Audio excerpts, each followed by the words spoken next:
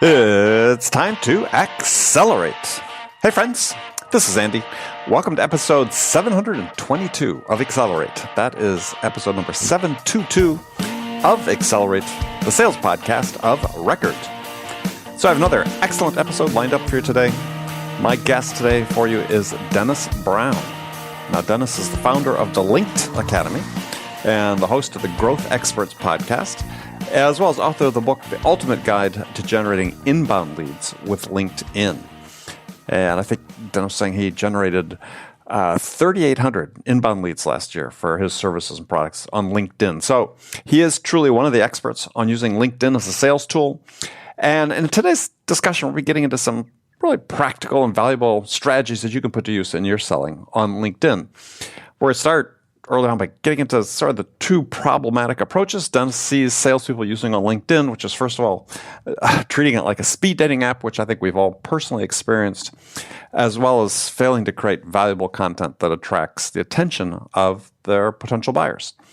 So we're going to get into why you need to build a network of relationships, not transactions, why you need to share content that's useful and valuable and compelling to people in your network so that they will engage when they find value in it, when they want to look at your profile to learn more and then reach out to you, connect with you and say, hey, perhaps there's an opportunity to do business here.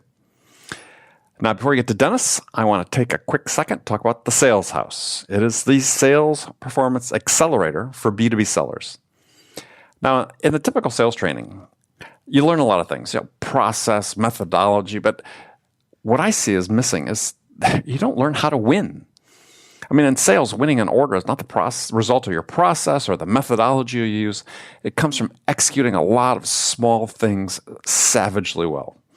So in the Sales House, we focus on teaching you the behaviors and the skills that you don't learn in sales training, these essential skills that make the huge difference in your ability to win new deals. So if you're not up to speed on these skills, then you're going to be at a competitive disadvantage, and the Sales House is the resource you need to reach the next level, as well as the level above that. So come learn how to sell with more confidence, trust, and value. Visit thesaleshouse.com. That is thesaleshouse.com. All right, let's jump into it. Dennis, welcome to the show. Hey, thanks for having me. It's good to have you here. So you're joining us from where today? I live just outside of Buffalo, New York, a little suburb called Clarence, New York. I've been here for, lifelong resident here in Western New York. So winter is just about to start. You got jokes, right? You got jokes. No, believe it or not, it did snow. The joke is we're recording this in April, and we're talking short summers. It's May 2nd, and it snowed a week ago. Yeah. We had light snow. It didn't stick, of course, but I mean, we literally had snow. And it's so funny because my wife is like a creature of the weather. Her moods are determined by I don't know, by the lunar cycles or by the tides or by snow. So it's one of those deals. It's crazy around here. You don't know what you're going to get, but it does have some nice seasons, and this is where we live. So gotta own it. It's funny. I have a lot of friends from Buffalo. Oh, really? Oh, yeah. But they're all California residents. I mean, it so they wait a minute. They lived in California and they came to Buffalo voluntarily? No. Vice versa. They all, quote unquote, escaped. I was going to say that doesn't happen. That's like the reverse of what happens, right? They were born in Cheektowaga or Amherst, and they moved away because they were like, oh, screw the snow. Yeah. No, there's a big series of friends here in California that's just like, where are you from? Oh, grew up in Buffalo. It's like, there's after a while, I just sort of, I would say, you're from Buffalo, right? So, a lot of warm places. A lot of people from Buffalo and Vegas. A lot of people from Buffalo and Florida. A lot of people from Buffalo and California and Arizona. So, and still it's no rabid Bills fans or rabid Sabres fans, whatever. So, yes. Yeah. All right. Well, so we're going to talk about LinkedIn and using LinkedIn for sales. But before we do that, is I'd written a post in the last couple of days about reacting to some sales expert online saying that, what should you do when the buyers aren't being fair to you? And I didn't react well to that. But it's sort of funny is then I looked on your LinkedIn feed and you had this video from Bill Gates or about Bill Gates, sort of 11 lessons he taught his daughter, 11 rules you never learn in school. And one of the first ones is life isn't fair. And it seems weird that we have to reinforce that lesson. Yeah, it's like it's a forgotten lesson, right? I mean, I remember as a child, my grandparents and my parents instilling that into me, whether I was unique or not, from an early age. Life isn't fair. In our case, so life isn't easy or fair. Right. Right. But make the best of it. That's right. Sometimes you're the bug, sometimes you're the windshield, right? Well, we all go through those phases. I've been both, right? Yeah, me too. Well, and the other thing that I thought was interesting too in the 11 rules from Bill Gates is you had your favorites, and I liked those as well. But the one that I like is your school may have done away with winners and losers, life hasn't. And I think that's really sort of striking for me. And we're in some similar groups on LinkedIn, and we see a lot of the same content and know a lot of the same people. But it really struck me in the last year or two that there's a lot less talk about winning these days, right? We talk about sales, and we talk about the process, and we're going to talk about closing, and we're going to do these steps, but people don't talk about winning. And it's almost like, okay, what's going on here? I mean, you can't get orders unless you win, right? Yeah. Yeah, I mean, if I take this back, I have two young daughters, right? One's 10, one's 13. And if I bring this back to, kind of the real world, even outside of business, it's one of those things where participation trophies have become the big fad, particularly over the last 10 or 15 years, right? Oh, and longer. And so, I'm sorry? Longer, yeah, but... Yeah, longer. I mean, but for me, that's where I've noticed it, right? Mm-hmm. Because of my kids and it's one of those things where I guess it probably it could transcend into their later life. And that's one of the fears. And so, in business, obviously, when you're in a sales situation, no one likes to think of a winner and a loser, but the fact is there is. I mean, your competition either beats you for one reason or another, or you beat them because you got the order, right? You got the deal. You got the opportunity to do business with that client for however long you can provide enough value to keep them, right? But there is a winner and a loser in every sale and every order, right? And every deal. So, I don't know why people would shy away from it. But I think it probably has something to do with that whole context that we started with, of nobody wants to face the facts that the world is not always easy or fair. Yeah. I mean, I'm sure as you have as well. I've gone through business for decades, and I could write chapter and verse about instances where the buyer wasn't quote unquote fair to me, but I didn't expect fairness, right? I expected I had to earn the fairness as opposed to being bequeathed fairness. And I think this is something that, people are becoming so reliant on thinking sort of through the technology and how technology can take the place of humans in the selling processes that they don't think about it necessarily in as stark of terms as they need to. And sales is fundamentally a zero-sum game. Yeah. One thing that I think there were people focus in around this where they're asking for fairness is in regards to price, right? And I think a lot of the conversations that I've heard, at least, in regards to fairness, go to price. And here's always been my philosophy. And this is how, and right, wrong, or indifferent, this is how I've approached sales, because I've been in businesses that are very much commoditized, and price is a topic that's always talked about. And I've been in other businesses where it was very unique. And, price wasn't an early conversation because it was such a unique value proposition. And I can tell you that in my personal opinion, and just from my personal experience, what I've adopted is trying to introduce the fact that I'm not ever the cheapest, and some of the times I'm even more expensive than the rest of the people. But here's why. And so I try to introduce that very early, because what I want to do is I want to get those people out of my pipeline as early as I can. Right? Because if they come back to me and they say, well, we're really looking for, the cheapest. Well, I'm definitely not your guy. and I have that exit conversation early. Yeah, I have that conversation early. I exit stage left as quickly as I can in that process, because I know that if we're talking about it in the first 2 or 3 conversations, I know it's only going to get worse on the back end, and we're going to have 20 conversations about it later. And I'm just not going to be that guy. It's never been part of me. Well, I have to say, I lied. When I was a younger, earlier salesperson, entrepreneur, sure, I would do whatever I had to do to get the deal, even if I didn't make money, which was stupid. But I flipped the switch and realized that, I found enough confidence in the value that I could provide that I said, listen, I'm not going to be the cheapest guy. If that's the number one ingredient that you're looking for in this relationship, then I'm probably not your guy. And if they kept talking to me at that point, I realized that they were looking for value and price, right? So I was okay with that. Yeah, I wrote an article a number of years ago, and actually I'm going to bring it back to life here shortly. It's on my list of things to revise. But and the title was list. Well, and the title was, and I sincerely believe this, is you can't get a price objection from a qualified prospect. And it speaks to your point exactly. If you've really qualified them early and disqualified the ones where the price is the issue, right? You can't have a price objection from a qualified prospect. By definition, they're not qualified if they're objecting to your price. Yeah, good point. And I that's well said. That's a much more concise way of saying it than my long rant. I'm older. I've had more time to think about it. So yeah. So thank you for that. But that does make total sense. Yeah. I mean, if you think about that in that context is, you have to qualify and price early in the deal, to your point, because if there's a big disconnect, if you're premium priced, if you're selling high value and they just aren't going to go for it, you want to surface that early because you don't want to invest your time in them. They're just not going to buy from you. And that's okay.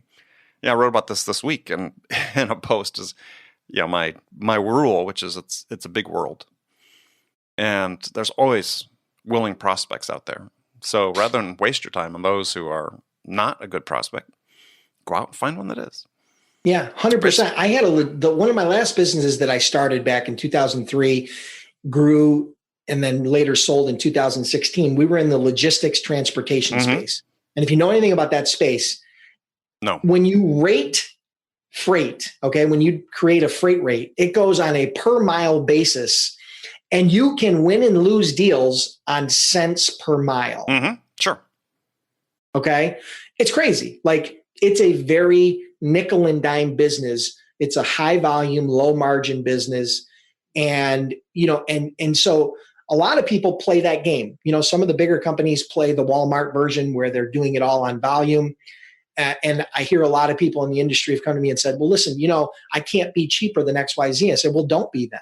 You need to find the prospects that aren't focused on you being the cheapest. And then you need to connect with them. But it's harder. It's definitely harder. It takes a little bit more time, or you have to take a different approach. But ultimately, that's where I really honed the skill of pre-qualifying my prospects very early in those conversations because they appreciated it as well. I mean, I had people that thanked me, right? Because they didn't have to go through the process of, several weeks or a month or whatever of this whole due diligence process. And they had marching orders from their boss that said, listen, we're looking for this. And if it doesn't meet this, then we can't do it. And they appreciated the fact that I self-selected out, and it saved both of us a whole lot of time. Yeah. And I think that's sort of a lost message for many sellers and I wrote about that this morning in my daily newsletter is you have to be proactive at decluttering. I call it decluttering your pipeline. Yep. And otherwise, yeah, if you just want to, if your whole emphasis, and unfortunately we're seeing more of this emphasis in sales, which is on managers sort of evaluating the performance of their salespeople and corporate leaders evaluating the performance of their sales managers based on the size of their pipeline, which is, through all experience that I've had, is antithetical to high productivity, because you're just wasting time on by necessity. You're wasting time on deals that are never going to cross the finish line. Yeah, you're putting just a bunch of dead wood into the pipeline just to check the box, and it doesn't serve anybody. It doesn't serve the company, it doesn't serve the manager that's trying to manage the overall deal flow. It doesn't serve the salesperson or the client. So it doesn't serve anybody and they're not one stakeholder in that equation is served beneficially. Yeah, except maybe, a CEO or a board member that wants to look at a report and say, oh, good, we got a good pipeline. Yeah, but it doesn't translate, No, it right? doesn't translate, right? It's a false sense of security, right? It's the whoopee that doesn't keep you warm, right? I It mean, is it your doesn't. security blanket, yeah. Yeah, it just doesn't do anything for you. So, no, it's a great point. And I do, and I'm not a sales trainer. Don't get me wrong. That's not my forte. That's not what I do. But I'm I not see either. it myself with clients that I work with, their sales teams, and I see that emphasis, and I see the technology showing that emphasis on pipeline, and I see a lot of drivers that are pushing that, continuing to push that agenda, push that, metrics. All right, well, let's jump in to talk about LinkedIn, because that's a good segue there. Because Cool.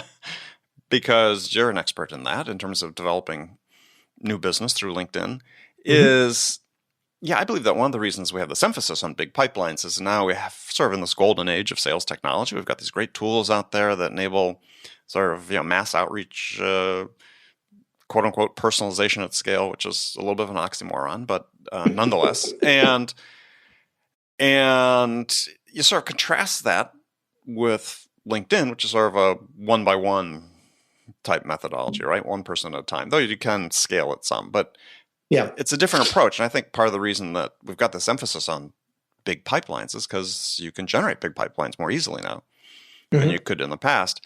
Unfortunately, it's resulting in dramatically lower win rates, but nonetheless. Right. So let's start looking at the sort of the challenges for salespeople and using LinkedIn now in this environment to develop new leads, new opportunities, because you've certainly experienced it. I'm sure I've experienced it. A day doesn't go by where somebody wants to connect with me to pitch me, basically, the most common complaint.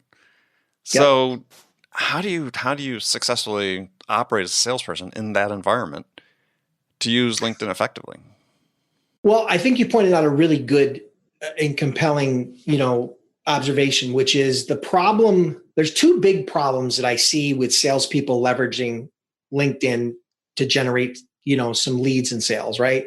One is they treat it like they're speed dating, right? They think it's Tinder, swipe right, and they're just moving and moving, and they're just trying to play the numbers game, Mm-hmm. and they're in a hurry, and they push too hard, too fast. And, in my opinion, you're going to alienate way too many people, and you're going to work way too hard to try to generate just a small number of leads, right? When if they take a little bit longer term approach and they focus on, they first they qualify, they pre-qualify and scrub the people that they are connecting with to make sure that number one, they meet the right, the customer avatar, the perfect prospect Mm-hmm. profile, that they're in the right industry, the right, company size, the right title, the right, all they've checked all those boxes and they're only spending time with the right people. Once they've done that, they have to invest. And, that investment is no different than if you were to meet somebody at a trade show or a conference. Mm-hmm. And you're not going to beat them over the head with your pitch at the trade show or the conference, right? You want them to know what you do. You shouldn't, but they do. But yes, go ahead. Yeah, you want them to know what you do. You want to develop some relationship, a basic rapport and relationship with them, and then you're willing to, develop that over time. But if you're expecting that to immediately turn into deal flow or be a part of your pipeline, it's just not going to happen. It doesn't work that way, right? I mean, for a couple of reasons. Number one, you just haven't invested enough time to build that trust, right? Second of all, there's a whole bunch of other people that are trying to do the same thing. It used to be cold calling, right? Everybody would smile and dial, and now people don't pick up the phone, right? And now people are trying to translate cold calling into emailing or through LinkedIn. So, I think you just have to slow down the process and treat it, focus more on the relationship than the transaction. And that takes time, and people don't like that. That's the reason why lotteries are so successful in every state in the United States, right? That's why you have millions and millions of dollars invested. People have put $1 in a dream into lotteries because they want immediate gratification. And I'm sure there's people that over the last 30 or 40 years that if they had saved the money and invested the money they had put into lotteries, they'd probably have close to $1 million. but they weren't willing to do that.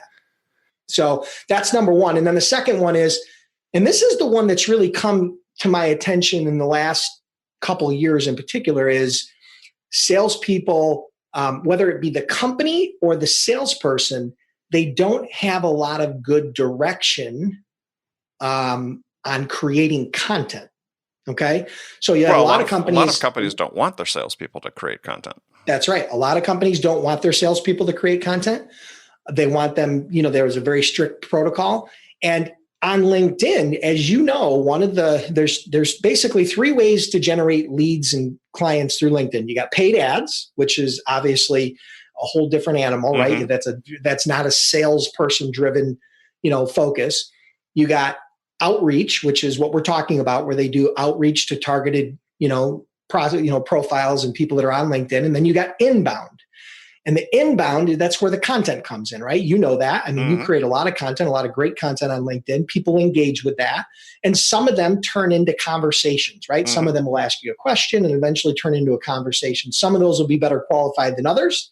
But ultimately, it's a way for you to generate inbound leads. Now, personally, in 2018, because of the strategy I've taken for my own business and that I help and teach other people with in their business, is I generated over 3,500 inbound leads with LinkedIn.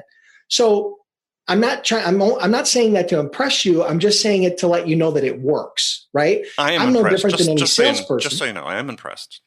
Yeah, I mean, I generated that many inbound leads. Those are people that raise their hand and say, "Hey, Dennis, can you help me with this?" Right? And so a lot of them were not heavily qualified, so you got to have a filter. But I think if salespeople were able to have an easy way or a framework to create content, and I don't want them to spend 20 hours a week creating content, but I don't think you need to. There's some easy ways that you can create content without actually, doing a whole lot of work, like curating content, right? You can use other people's content, images, videos. You gave a perfect example, right? That Bill Gates video, the 11 lessons that you never learn in school. I didn't create that video. Yeah, I know. I leveraged the video that they created, and it ended up getting thousands of views, and it ended up getting hundreds of engagements.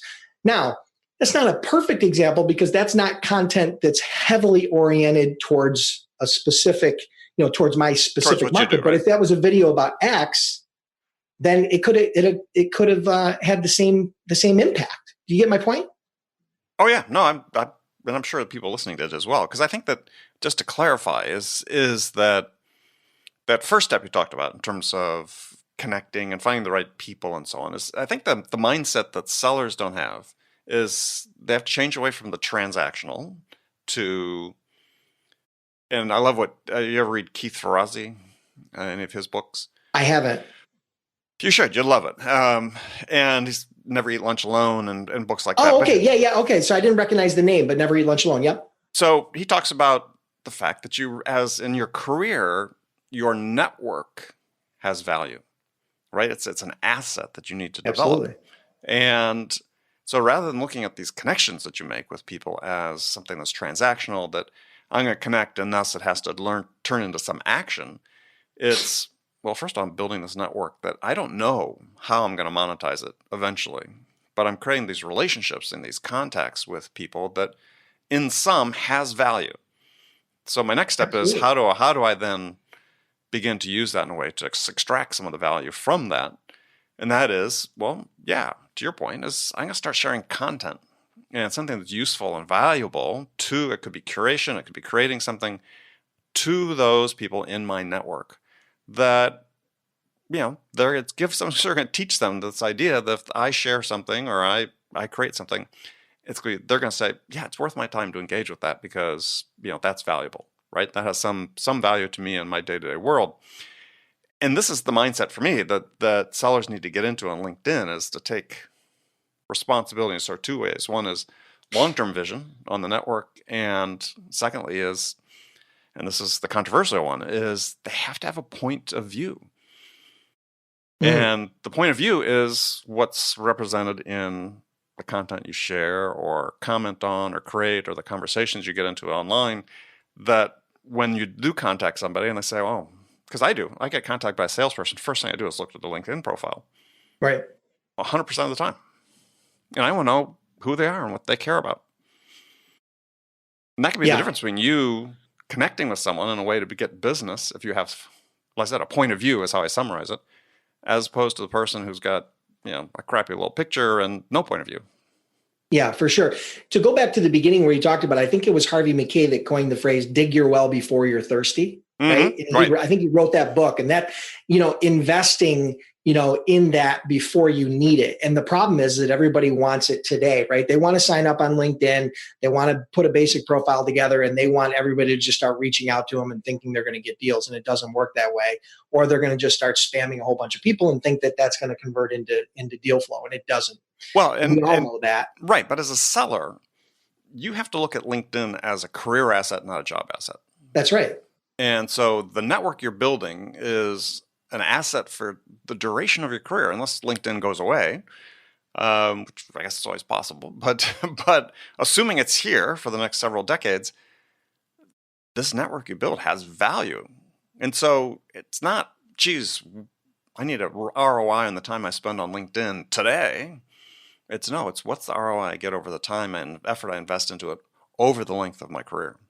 And but that's the long view, right? That's the hard part, right? That's the way you have to where use everybody it, struggles, is to play the long game. And the fact is even if LinkedIn did go away, the relationships that you converted from digital into the real world don't go away, right? Those people who end up in your Rolodex, who you end up having a meeting with or have a phone call with. I mean, you and I met through LinkedIn, right? That was how we first engaged with one another. And now we have an offline relationship. So if LinkedIn went away, we still could do business together, have conversations, provide value, collaborate, whatever we do. You were on my podcast, the Growth Expert podcast. I appreciate that. And then, part of this was you thought that I might be a good fit for your audience. So now we're here. But that all started from LinkedIn. But that's because you and I both took a long view to the process. And now we have a relationship where if I called you or you called me, within 24 hours, we'd get a return phone call. Well, I think this is an issue because I've had other LinkedIn experts on the show and talk about how salespeople should use LinkedIn. And again, it's all transactional. And I know that plays to the, sort of the immediate appeal to salespeople is, if I want to invest time in this, I want to get something out of it right away. And I'm just telling people who are listening to it is you have to change your mindset about LinkedIn because this LinkedIn it's a long-term play. You may get some short-term business out of it. But I tell you, I mean, the people that, and I've had this several times over the last couple of months, I've sort of reached a breaking point sometimes with people who I think should know better, who reach out to me and like there's a guy who reached out to me and said, have you ever thought of starting a podcast? And we work with this person, and I looked at your profile, and you'd be a great candidate to have a podcast. And so I wrote back to him, and I said, well, here's the deal. Did you really look at my profile? Because, I've got perhaps the top-rated sales podcast was over 700 episodes. Right. You spent a minute, you would have found that out.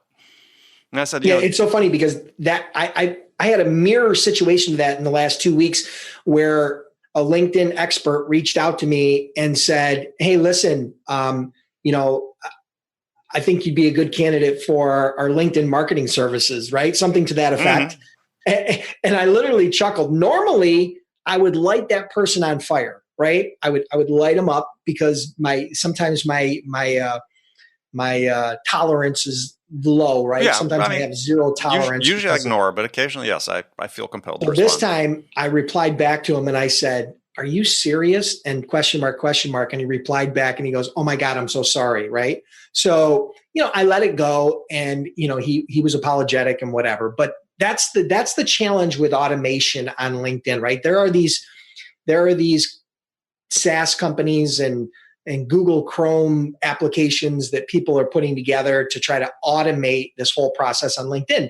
And while that seems fantastic, right? It seems like it would make things a lot easier. There's two big problems with it. Number one, LinkedIn doesn't want it. It's a definite violation of their terms of service, and they get pissed every single time they find one of those companies and they're going to try to shut them down. Now, sometimes they're successful, sometimes they're not. They've been successful multiple times.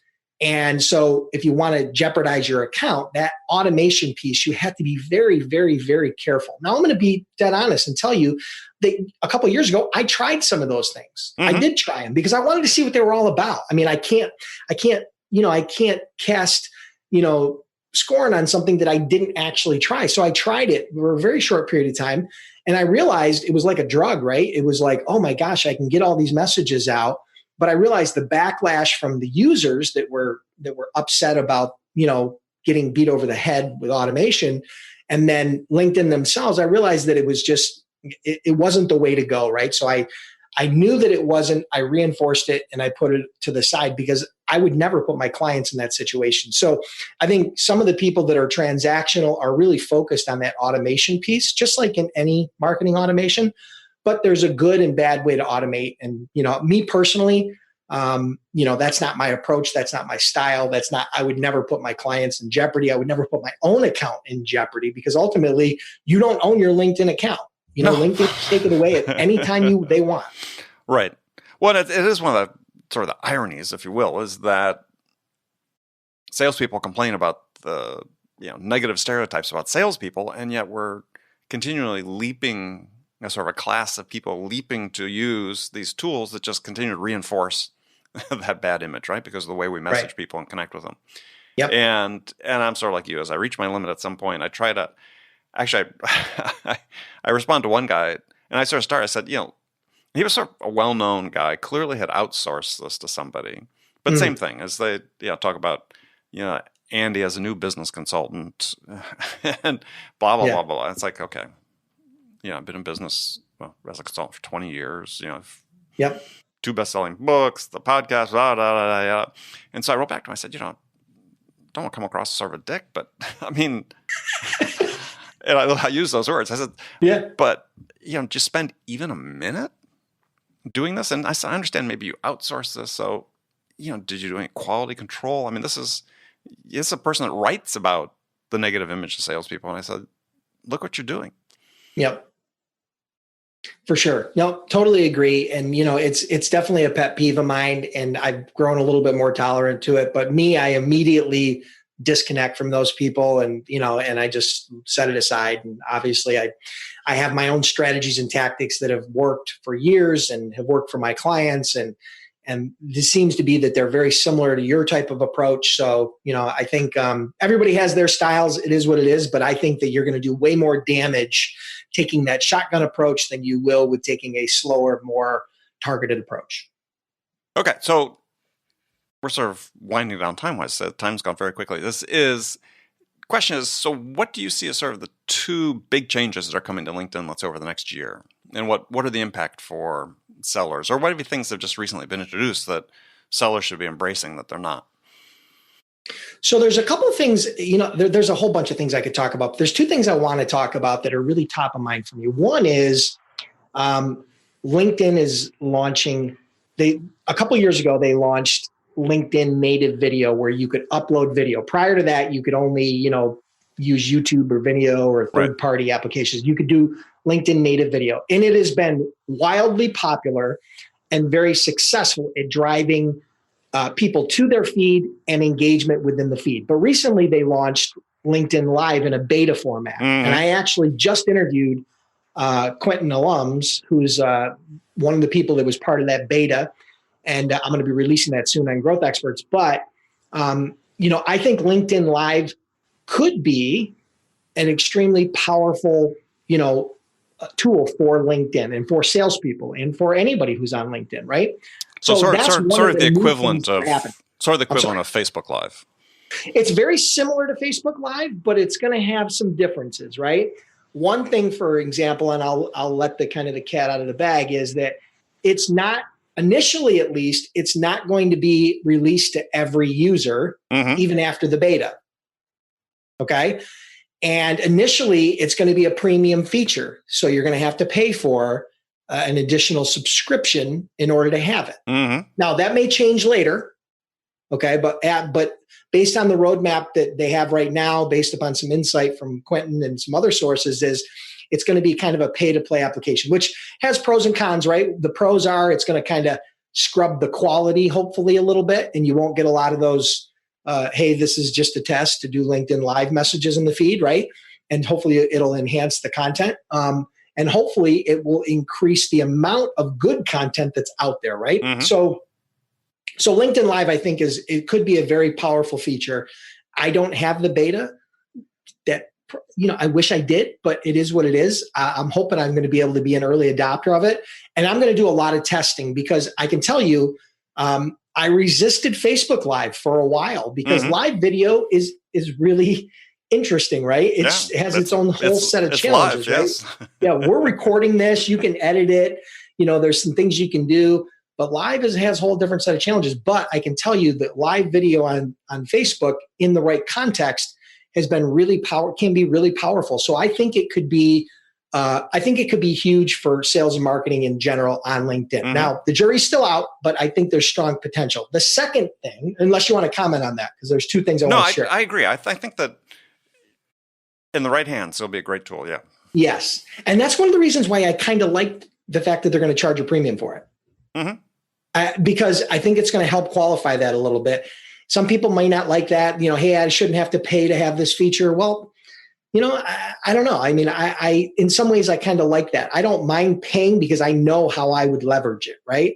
And I know it's not going to just be some random off-the-cuff garbage content. And I have to admit, I don't hear nearly as much about Facebook Live, and I don't see nearly as many people using it as I thought I was going to see, or even as I saw initially when it first came out. So yeah, I think the same thing will be true here.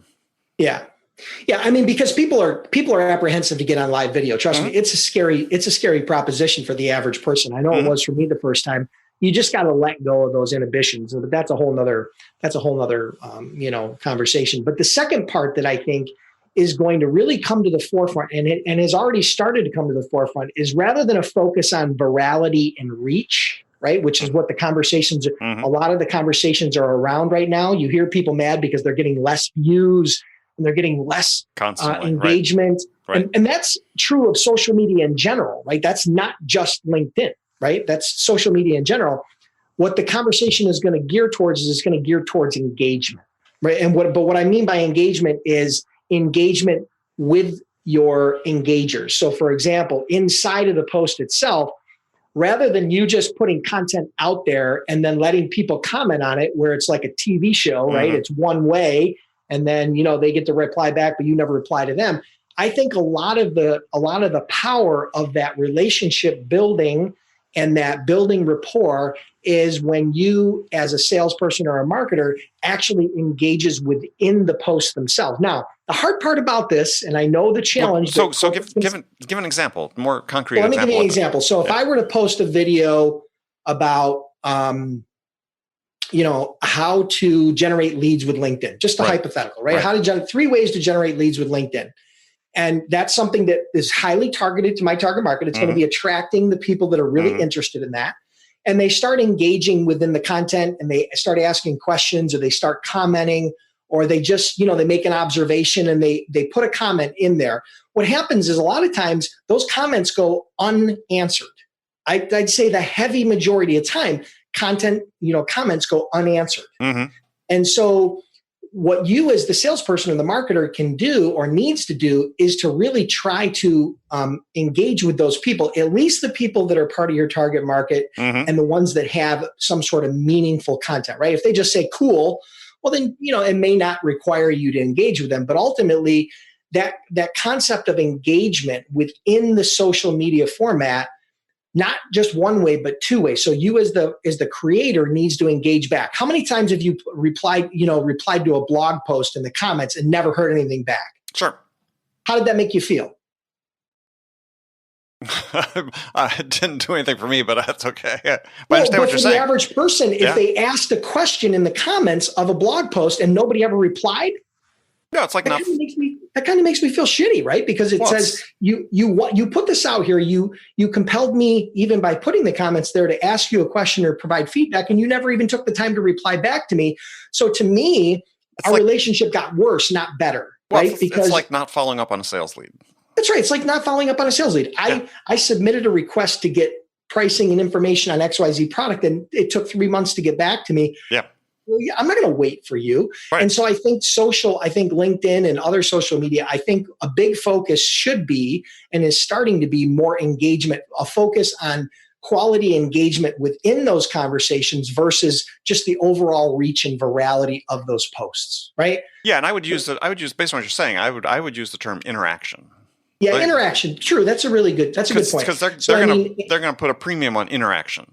Interaction and engagement within the actual content themselves. Yeah. So who cares if you get 10,000 views to your post, but you don't generate any relationships that convert offline with your prospects or with your target market? I'd rather get 500 views and two opportunities, right? Where I can convert those conversations offline, or at least get some sort of a dialogue, or maybe make a new connection. I don't care about views. I really don't care about views. I could care less about virality and views.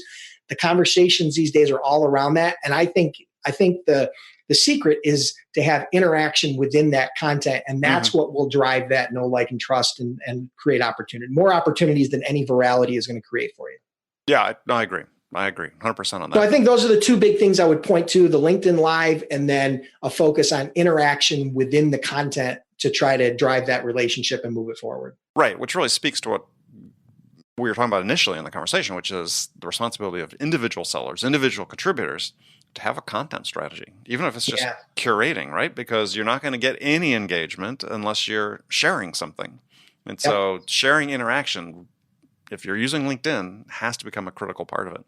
Again, otherwise you're just spamming people, and as I say, you're not selling, you're playing the odds, and that's not going to get you. Hope is not a winning strategy, right? In any game, particularly in sales and marketing. So if you think just throwing, a bunch of random connections out and messages and even random content, you will be reinforced by getting an occasional lead or client here and there, but you'll never have a predictable and sustainable source of leads or contacts or connections or sales. Right, which gets back to the first point, which is take the long-term view of the network you're building and the value it has for you, again, over the duration of your career, and you'll continue to build on that, but you have to be providing value to that network. If you just have connections and you're not helping them in any way, there's not much value. No one perceives you as being of value. Yeah, 100%. And there's one more point I want to make, and this is, I got this question just the other day, and so I think it's relevant. They're like, well, listen, what type of content should I be creating, right? What type of content should I be creating? And I say, my theory is, even though I do LinkedIn consulting and coaching and training, the majority of my content, and you can attest to this, 80% of my content doesn't directly talk about LinkedIn lead generation or social selling, right? But a lot of that content is relevant to my target market. So if my target market is consultants and B2B entrepreneurs, right? So there's a lot of different things that those people are interested in. So I'm using that to attract the audience and to develop some relationship with them, but it doesn't always have to be around my product or service. Yep, I agree. Okay. And people think that that's the case. They think that they constantly have to be talking about, listen, if all I posted on was LinkedIn every single day, you would get burned out in hearing from me. It happens. You get that, it's almost like you're like, oh my God, not again. Right. But if I vary my content in the type of content, the style of content, whether that be images, videos, text-based or otherwise, and I create some variation, but I focus on topics that are interested in my target market, I would tell you that that's my approach, is to try to vary the content in the topic and in the style. And for me, it works well. Yeah, and I would just add to that is, because it could trigger a longer conversation, but one that I've had with multiple people and I write about, is to do what Dennis is talking about, is you have to be interested in something other than just sales or what you're doing, right? Right. What else are you interested in? What else do you want to learn about? What else have you learned about that you might maybe want to share with people? The broader you are, the more attractive you're going to be to people. Potentially they'll become your customers. And you have a favorite quote or saying, it comes from British philosopher Thomas Huxley. People who listen to my show are probably tired of hearing it, but his philosophy, and I found this early in my career, and I've lived my career by it, is that in life you should try to learn something about everything and everything about something. and it's the something about everything that makes you interesting. Yeah, absolutely. No question. I mean, the people that win on Jeopardy, and just to make a, I was watching Jeopardy the other night, are the people that are the most well-read, right? And the people that have the widest and broadest experience, right? It's not the people that are super narrow. They're not there's advantages to being niche, right? But when you're talking about creating content and conversations and relationships, the broader you are and the deeper you are in those channels, the better off you'll be. I remember you shared that with me in our first conversation. I think you shared that with me in our podcast. Yeah. So very important. All right, Dennis, we've run out of time. Totally agree. Fantastic conversation. So tell people where they can get hold of you. Yeah, great. Well, listen, appreciate it. If you guys I put together kind of a little gift for you guys. If you're interested in learning how to generate inbound leads with LinkedIn, kind of like some of the strategy I talked about, I put together a guide. It's called The Ultimate Guide to Generating Inbound Leads with LinkedIn. Catchy phrase, right? So you can get that for free at askdennisbrown.com/guide. That's just askdennisbrown.com/guide. Feel free to connect with me on any of the social channels, particularly LinkedIn at Ask Dennis Brown. And if I can help you guys in any way, just reach out and let me know you heard from me in Paul's show. And I appreciate you having me, Paul. All right. Dennis, thank you very much. All right, Andy, thank you. And Andy, I'm sorry. I'm thinking Paul, my friend, one of my good friends. Thank you, Andy. I really appreciate it. Either one works. Yeah, I've gone through my whole life with 2 first names, and I respond to both. So. I appreciate it, Andy. Thank you so much. All right, everyone, thank you for joining us, and we'll look forward to seeing you next time. Dennis, thanks a lot. Awesome.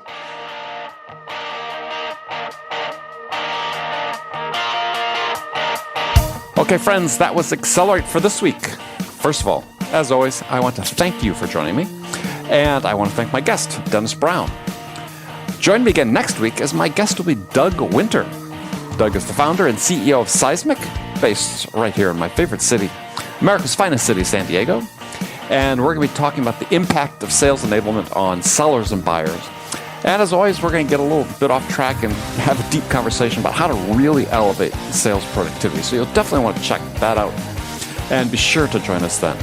So before you go, don't forget to visit us at thesaleshouse.com, the sales performance accelerator for B2B sellers, just like you. That is thesaleshouse.com. And thanks again for joining me. So until next week, I'm your host, Andy Paul. Good selling, everyone.